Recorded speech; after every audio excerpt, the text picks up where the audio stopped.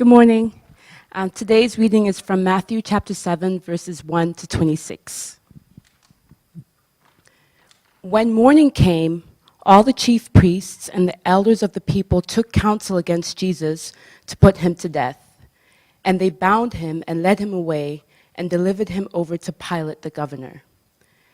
Then when Judas, his betrayer, saw that Jesus was condemned, he changed his mind and brought back the 30 pieces of silver to the chief priests and the elders, saying, "I have sinned by betraying innocent blood." They said, "What is that to us? See to it yourself." And throwing down the pieces of silver into the temple, he departed, and he went and hanged himself. But the chief priests, taking the pieces of silver, said, "It is not lawful to put them into the treasury, since it's blood money." So they took counsel and bought with them the potter's field as a burial place for strangers. Therefore, that field has been called the field of blood to this day.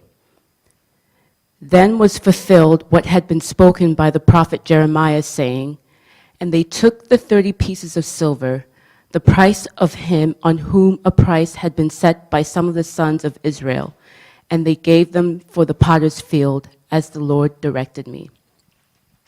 Now Jesus stood before the governor, and the governor asked him, "Are you the king of the Jews?" Jesus said, "You have said so." But when he was accused by the chief priests and the elders, he gave no answer. Then Pilate said to him, "Do you not hear how many things they testify against you?" But he gave him no answer, not even to a single charge, so that the governor was greatly amazed. Now, at the feast, the governor was accustomed to release for the crowd any one prisoner whom they wanted. And they had then a notorious prisoner called Barabbas.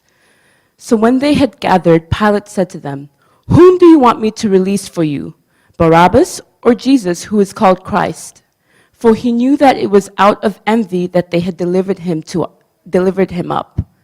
Besides, while he was sitting on the judgment seat, his wife sent word to him, "Have nothing to do with that righteous man, for I have suffered much because of him today in a dream." Now the chief priests and the elders persuaded the crowd to ask for Barabbas and destroy Jesus. The governor said to them, "Which of the two do you want me to release for you?" And they said, "Barabbas." Pilate said to them, "Then what shall I do with Jesus, who is called Christ?" They all said, "Let him be crucified." And he said, "Why? What evil has he done?" But they shouted all the more, "Let him be crucified." So when Pilate saw that he was gaining nothing, but rather that a riot was beginning, he took water, washed his hands before the crowd, saying, "I am innocent of this man's blood. See to it yourselves." And all the people answered, "His blood be on us and our children." Then he released for them Barabbas, and having scourged Jesus, delivered him to be crucified.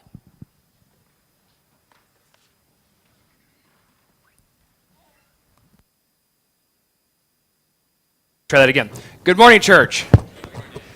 Good to be with you today. Some new faces in the crowd, which is always exciting to see, and because of that, I'm going to introduce myself. My name is Blaine Boyd. I'm a pastor here with Redeemer Church of Align, and it's just a joy to serve. It's a joy to be a part of this family, and it's a joy to have you guys with us. We're so glad that you're here. I hope you take the time afterward to meet some of us, connect with us. Of course, there's a connection card on the back of your bulletin. If you see that, we'd love for you to fill that out just so we can get to know you better, know who you are, know how we can serve you, how we can bring you into this body, this family that is Redeemer Church. I think it was about 3 or 4 months ago, there was a man named Richard Phillips. Richard Phillips was he's an American, and Richard Phillips has one of those marks of distinction that nobody wants. Richard Phillips has set the mark for the man who is in prison the longest to be found out to be innocent.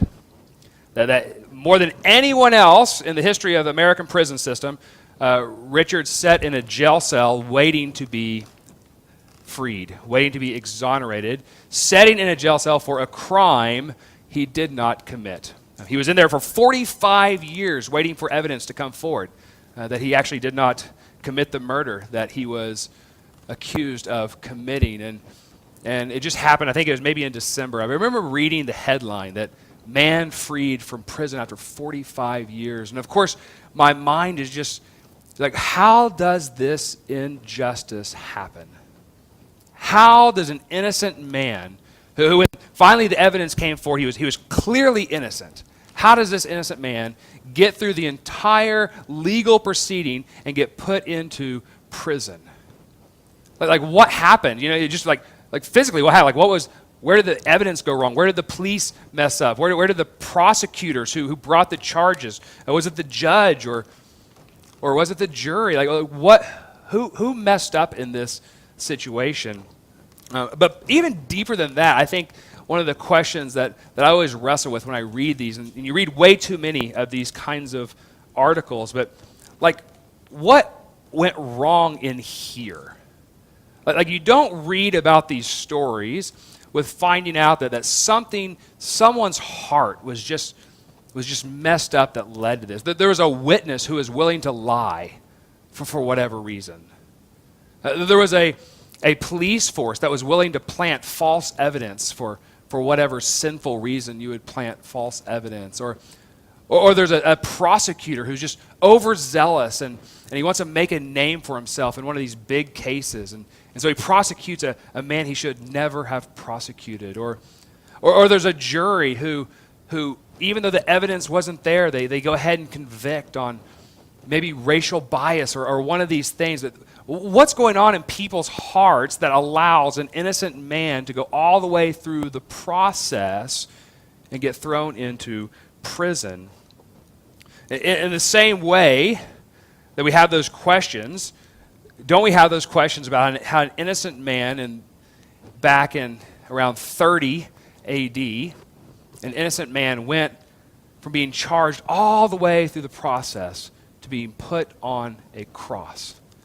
But an innocent man who had done nothing against the law was taken by Jewish authorities and then the Roman authorities, and through all the processes, he went from all the way through all the trials, convicted, charged, to the cross. Like, how did that happen?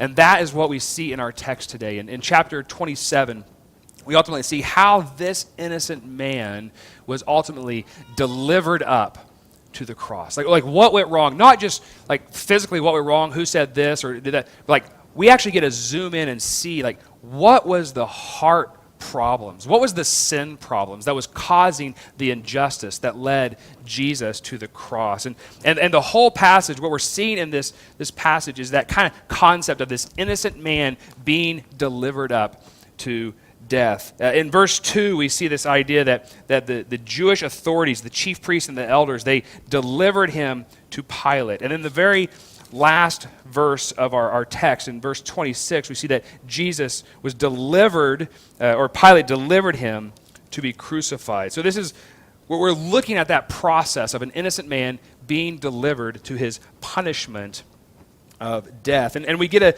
zoom in on what were the heart problems that led to this. What was going on in people's hearts? What was the sin that led to this great injustice? But before we jump into that, let me just say something about injustice.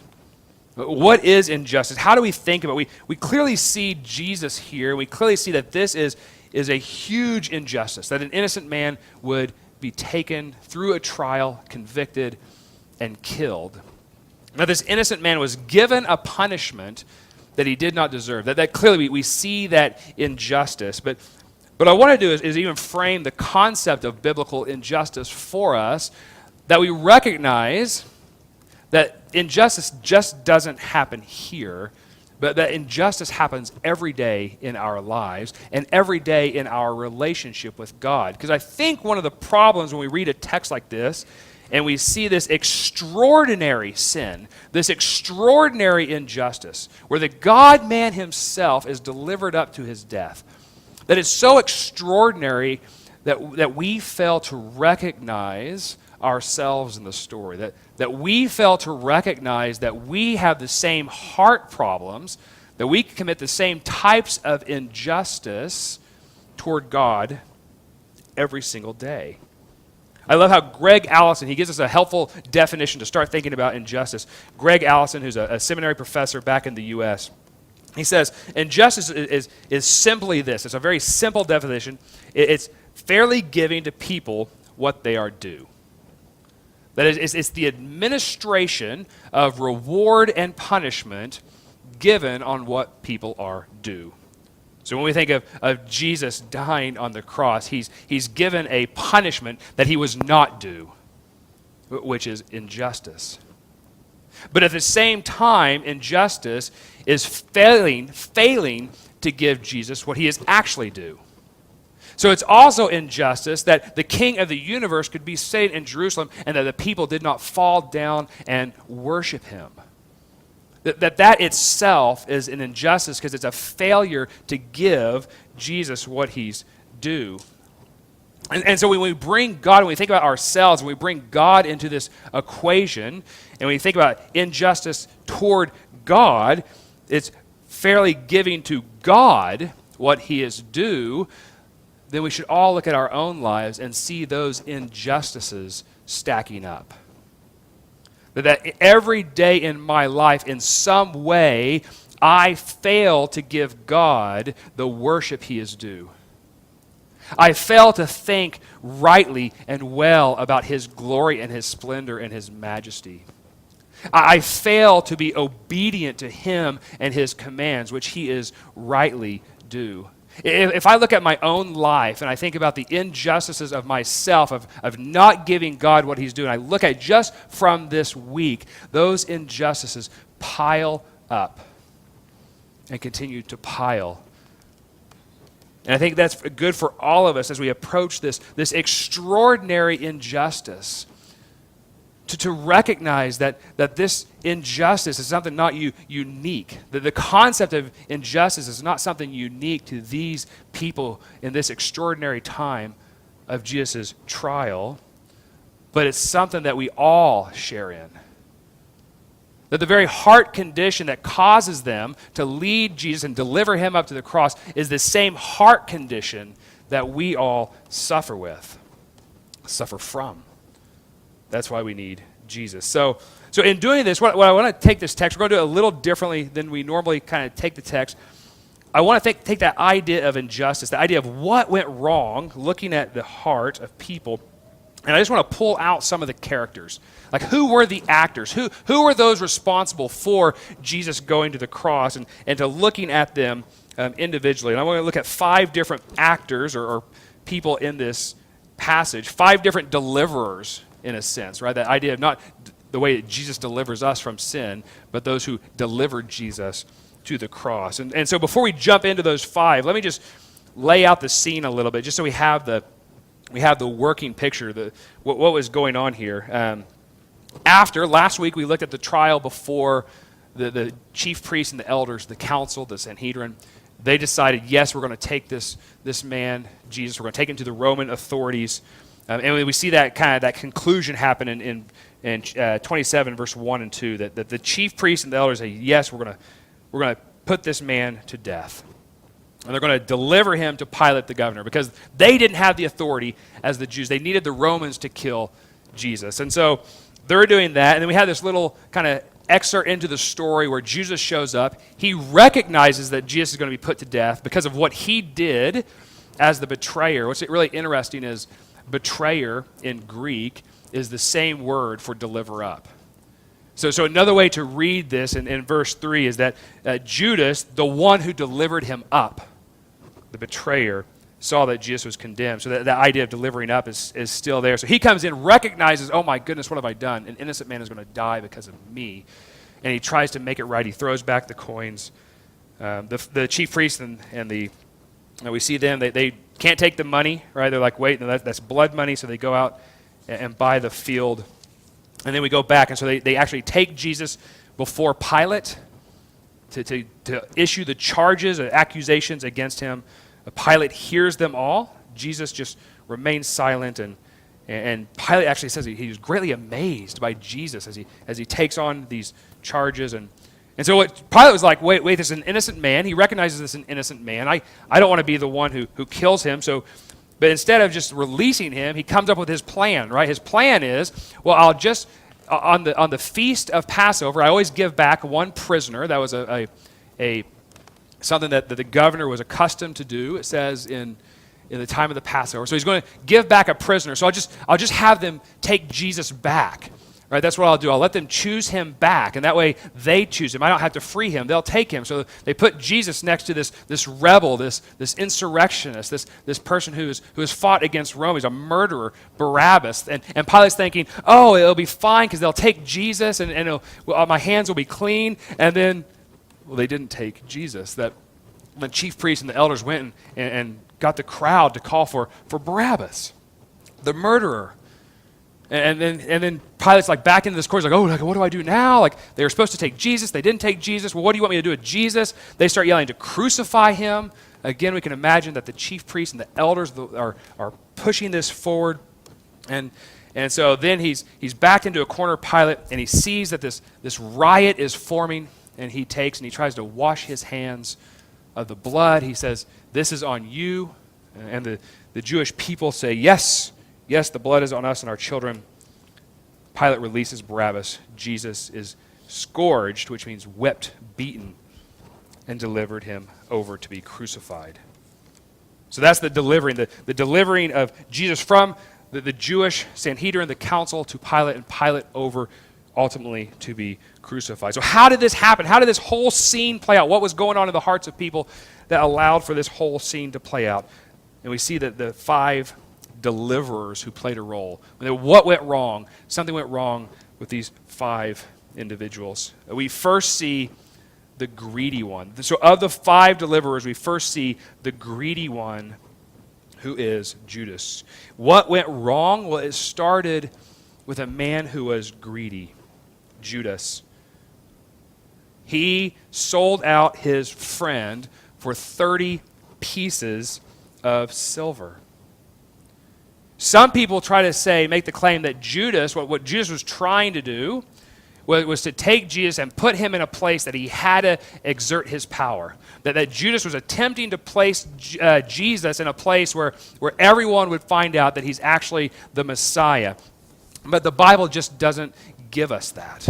That's a very generous view to Judas. Because if we look at John 12, what we see about Judas is that he's a greedy thief. That Judas is the one that kept the money bag for Jesus and his disciples, and he used to have sticky fingers. That's what we call thieves. And the sticky fingers that he would reach in and grab things out for himself, that he would help himself in his greed. He would steal from the bag, the common bag of money for Jesus and his disciples. So our understanding of Judas is that he is a greedy one.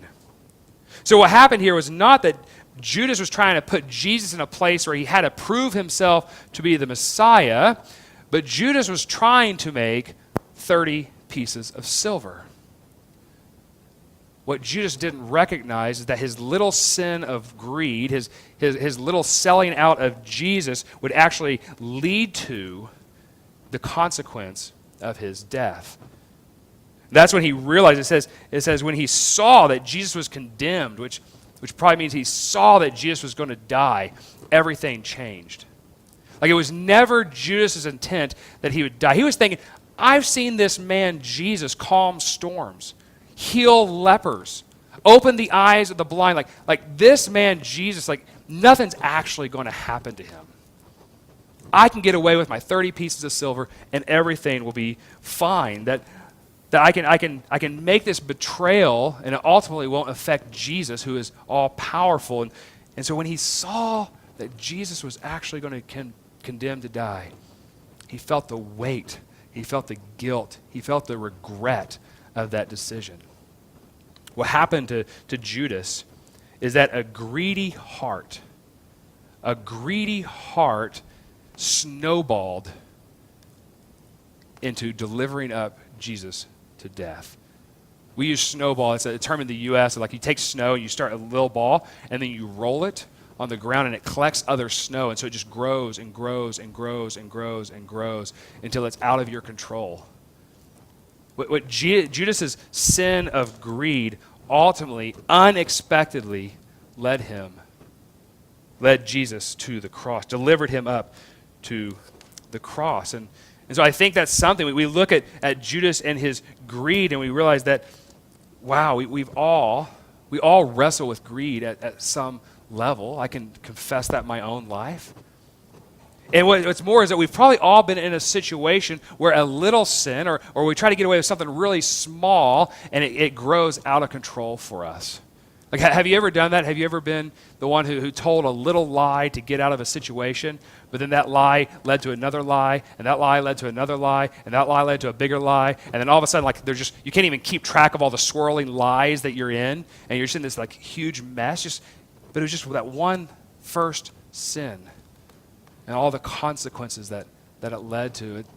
You know, if you're at work and you messed up, you made a mistake, but you didn't come forward and say, that was my mistake. You just kind of like, maybe it'll go away. But then your boss comes in, sees the mistake, and he blames your coworker.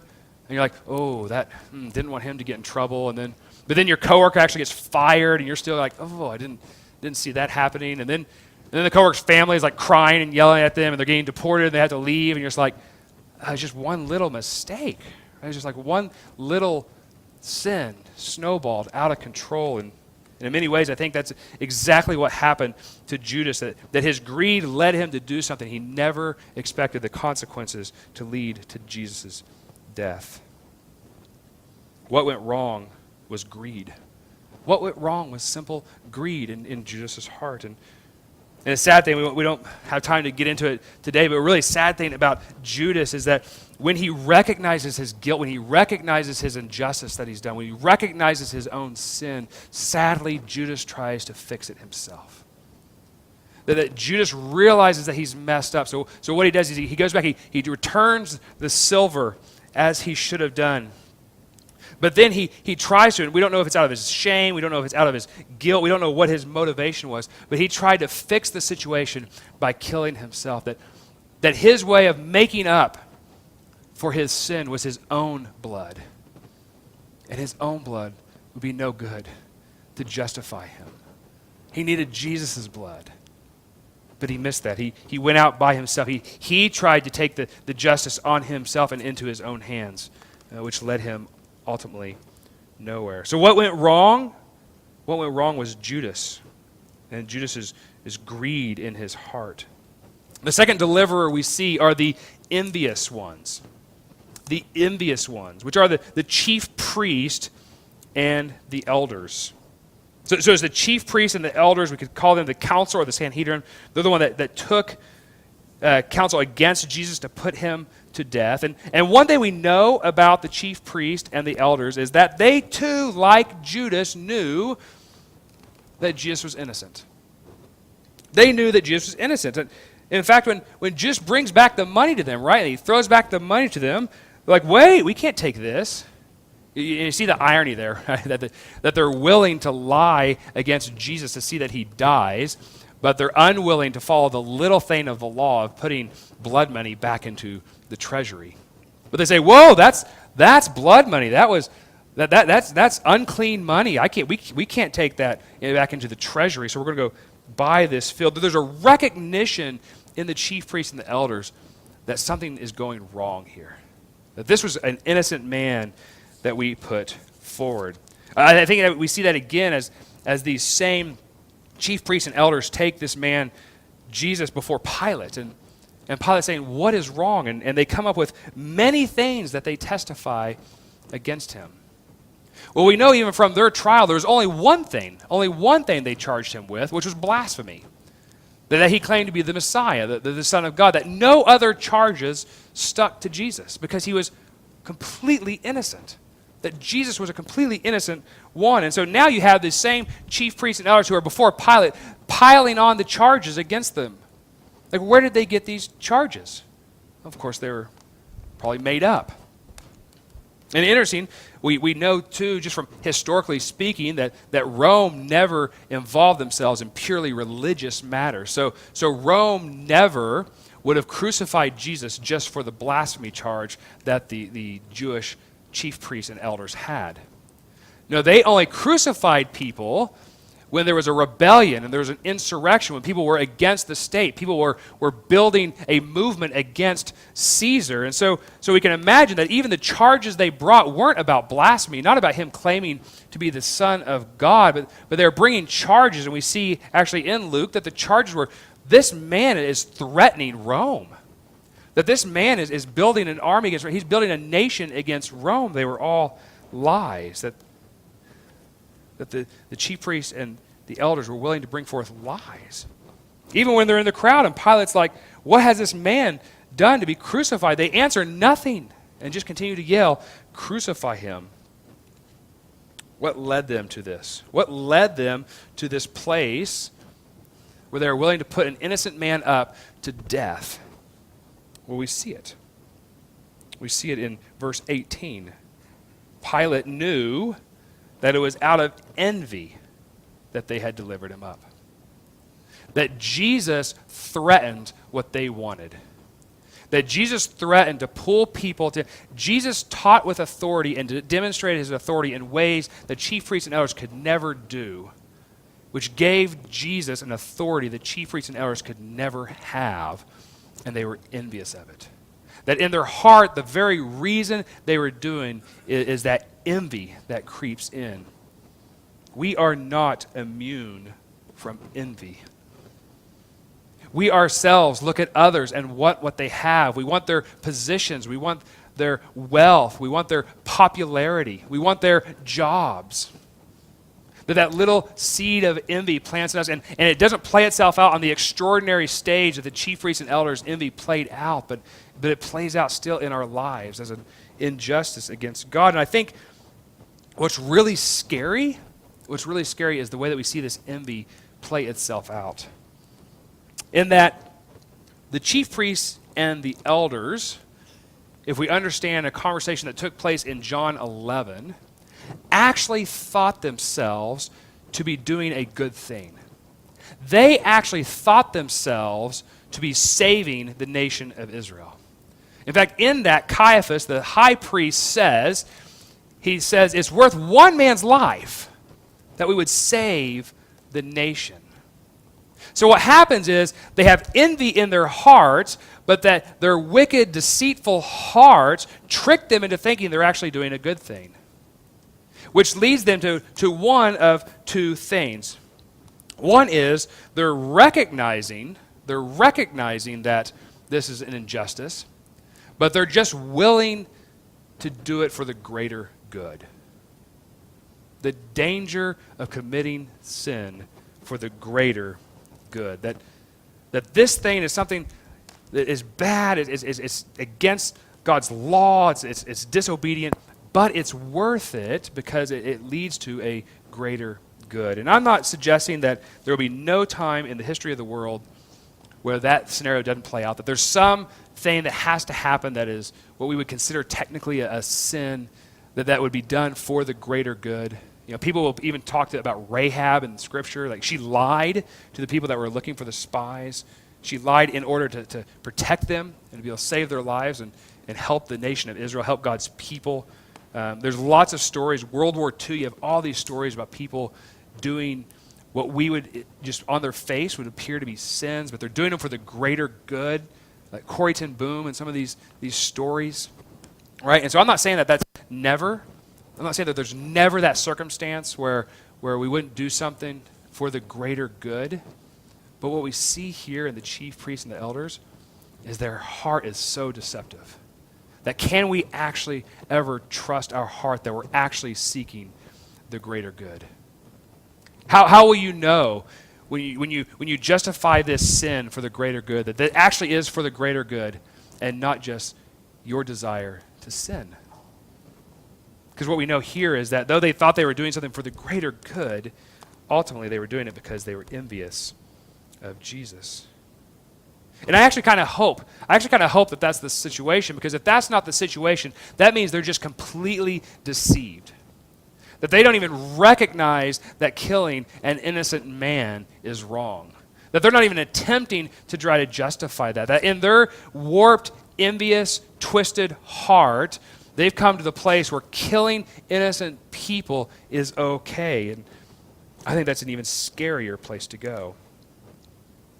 There's so many opportunities. You know, I think we look at this or we look at those examples of Rahab or World War II and we think of these like big picture things of when we think of doing, you know, justifying our sin for what we consider the greater good.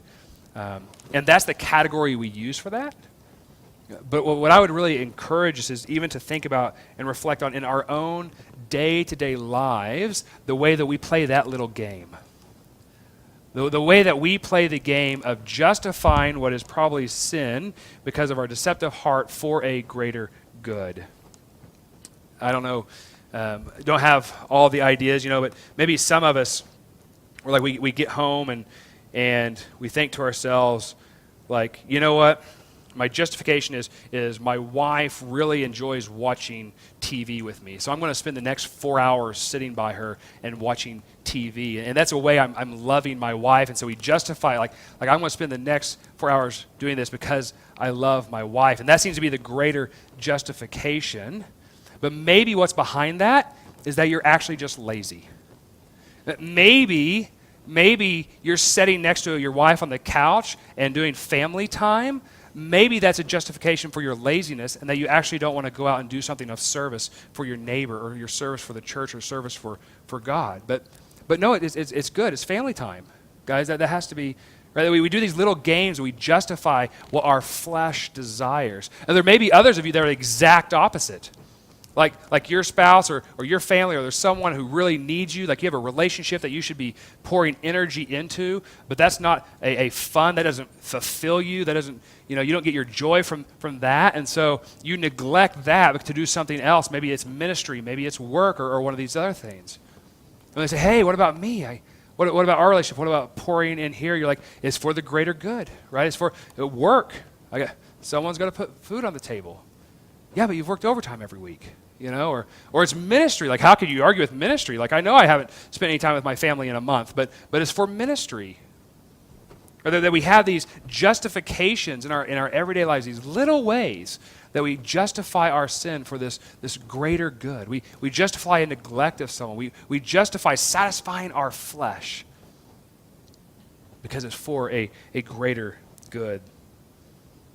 And to say that the chief priests and the elders were in this really unique, extraordinary circumstance where their envy and their self-justification played itself on a global, what will be forever kind of stage. But that same thing that's in here, in the chief priests and elders, is probably in here with you. It's in here with me. And we should recognize that. The third one, so the third one, you have the greedy one in Judas. What went wrong? The envious one in the chief priests and the elders. The third ones you see is the blind ones.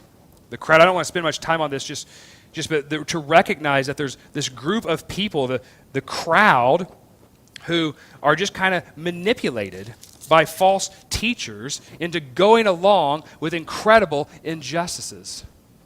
But here's the thing that's really scary about the crowd, that at first we're like, well, it's not their fault, it's those people who are telling them. It's the chief priests and the elders who are stirring them up to these things. It's actually their fault. But I think it's really important that verse 25, not verse 25, yes, verse 25, verse 25 says, and all the people answered, his blood be on us and our children.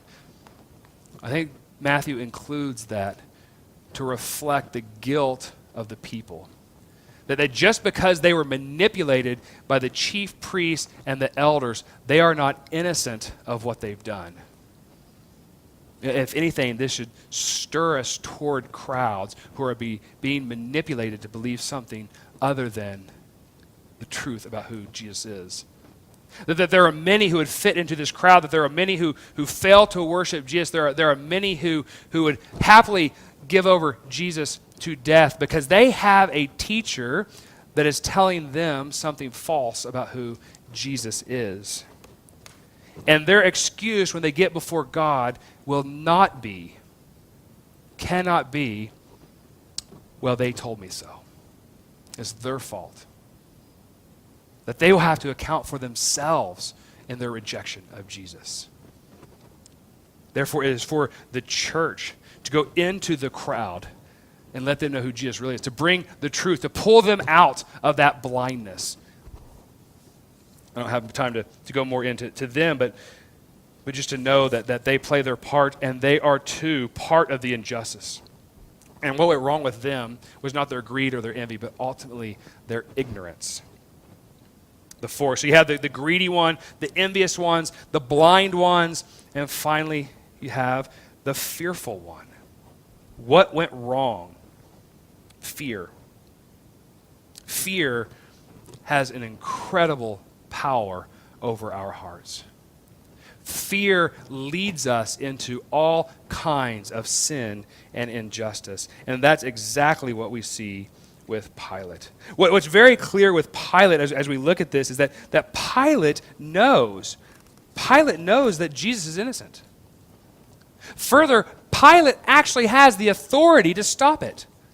That there is one man in Jerusalem that day who had the full authority to bring these proceedings to a halt, to say, no, Jesus doesn't go to the cross. And that man was Pilate. That he was the governor. That he could acquit at his will, or he could crucify at his will. The power rested upon him. And knowing that Jesus was innocent, he tried to give that power to someone else. He was hoping someone else would step up and make the right decision. Someone else would step in where he was too afraid to step and free Jesus. We see him when Jesus had his trial before him. The fact that Jesus doesn't respond to anything, it says he's greatly amazed. This shocked him. But he goes on, and when they are calling for him to be crucified, he says, what has this man done? What evil has this man done? And at the end of it, right, he shows ultimately that he thinks he's an innocent man because he says, I am innocent of this man's blood. That injustice is happening today, and I'm going to be innocent of it. He ultimately is not innocent of it because he's ultimately the one that had the exact power to stop it. I mean, and that is what injustice is, that so often when we think of injustice, societal levels of injustice, that the actual perpetrators, the chief priests, those perpetrators who are involved, we say that they're the ones committing the injustice. But injustice is just as much the one who stands back with power to do something and in fear does nothing. Stands back and watches the coworker, right, that be abused and just says nothing. Stand back and watches as the employer cheats a client and charges them more than they should and just says nothing. That sees whether it's racism or sexism or any of the other isms who experience that, stands there, has the power to voice into that circumstance and just says nothing. That ultimately we say nothing because we're afraid. We're afraid of what the effects of speaking up and using that power, that voice would actually cause. For Pilate, he was afraid that it would hurt his governorship. That somehow speaking up and saying, no, this is injustice, would somehow hurt his standing in Rome. Ultimately, when he backed away was when he saw that there was a riot beginning. And he didn't want to riot on his watch. Not on his political watch. That would tarnish his name. That would tarnish his authority. So instead, to the fear of having his name marred, he allowed Jesus to be delivered to the cross.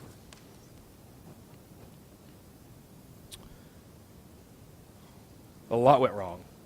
We had a greedy one, an envious one, we had blind ones, ignorant ones. We had a fearful one. But then there's one deliverer, the fifth deliverer. It's not about what went wrong, but what about went right. For the fifth deliverer was the silent one. The fifth deliverer was himself, Jesus. That Jesus himself was delivering himself over to be killed. Delivering himself over to be crucified. It says in Ephesians 5:2 that Jesus loved us and he gave himself up. And that gave up is the exact same Greek word here as delivered up. That Jesus loved us, and because he loved us, he himself delivered himself up to be crucified. And we see that in his quietness, his refusal to fight against these injustices. We see that in the fact that everything that's happening here in Matthew 27 is exactly as both Jesus and the Old Testament prophets said it would be. If we think about what Jesus said in Matthew 20:18 and 19, what Jesus said was, there's going to come a time where the chief priests and elders, they deliver me over to the Gentiles, who is Rome, who is Pilate, and that the Gentiles will deliver me over to be crucified. This is exactly what's happening in Matthew 27. I think the reason that Matthew himself includes this little strange fulfillment of prophecy with buying of the potter's land and using it for a place of burial is to remind us that even in the smallest details of the story of Christ's crucifixion and resurrection was preordained and planned by God. That what he's taken here is he's taken an obscure prophecy from Zechariah, an obscure prophecy from Jeremiah, and he's put them together, and he's saying, even in those, even that was pointing to this trial, this injustice. We see that in that, ultimately in the Zechariah prophecy, we see the nation of Israel ultimately rejecting their good shepherd, which is exactly what we see in Matthew 27, is that the people of Israel have finally rejected their good shepherd, which is Jesus. And so while all this was going wrong, all the greed, all the envy, all the ignorance, all the fear, something was going very right. You know, the opposite of injustice is sacrifice. That is to say that if I do something to you, it's injustice, but if you do it yourself, it's sacrifice. That's to say that if I'm your boss and I owe you, you've worked, and I owe you your salary, for me to withhold that and give it to someone else who I think needs it more, that's injustice. You are due that money. But if you yourself give it to someone who needs it more, that's sacrifice. In Jesus' trial, in his delivering up to the cross, we see that place where injustice and sacrifice meet. That all this sin, all these things, all this injustice that was taking place by all these different actors was truly injustice and truly leading to the cross. But at the same time, Christ was truly delivering himself up for sacrifice. And we say, how can that be? Can that be that both sin and injustice, you get this perfect, beautiful, loving, gracious sacrifice? Can that be in the same event?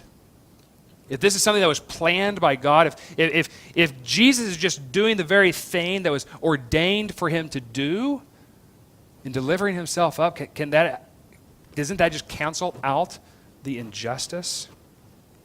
I want to be very clear that in the spiritual world, when we understand sin and we understand righteousness, that the same event can be sin on one party and perfect, loving, gracious righteousness on the other.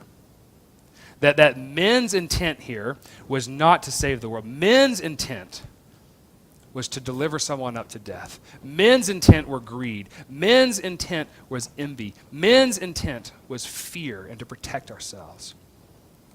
God's intent in the exact same things was sacrifice, was love, was grace. It reminds us of what it says in Genesis about Joseph's brothers who sold him up, right? They sold him as a slave. And they were not innocent of selling their brother as a slave. They intended for bad.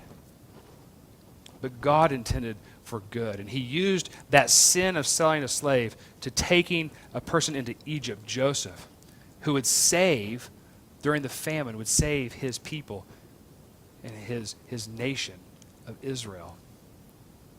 In the same way, the intent of all of these people was wrong. It was sin. They are not innocent for what they did to Jesus. But at the same time, Jesus used their sin.